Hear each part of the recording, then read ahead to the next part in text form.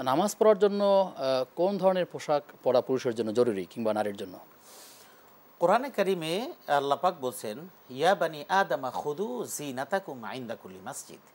ইনদা কুল্লি মসজিদ, এই আয়াতের ব্যাখ্যা সমস্ত মুফাসসিররা বলছেন ইনদা কুল্লি সালাতিন।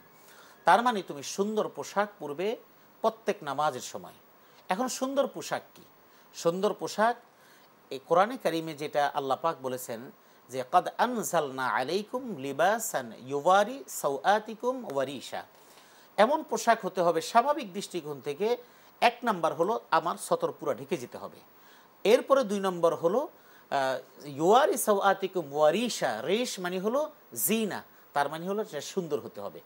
নামাজের পোশাকটা নারী পুরুষ নির্বিশেষে আমার পোশাকটা সুন্দর হতে হবে। সুন্দর পবিত্র নতুন পোশাক হওয়া শর্ত না, পোশাকটা আমার পুরান হতে পারে কিন্তু এটা যেন নোংরা না হয়, এটা গায়ে দেওয়ার পরে যেন দুর্গন্ধ না ছড়ায়, এবং নামাজে বা যে কোনো কাজে ফ্রেশ পোশাক আশাক পরলে কিন্তু নিজের ভিতরে একটা ফ্রেশ ভাব থাকে। সুতরাং আমার পায়জামাটাও যেন সুন্দর হয়, পরিচ্ছন্ন হয়, লুঙ্গি আমার আমার বোনেরা যেটা সালোয়ার কামিজ পরেন, যা পরেন সেটা যেন পরিচ্ছন্ন হয়, পাক হয়। এই সুন্দর পোশাক পরেই তিনি নামাজ আদায় করেন। জি।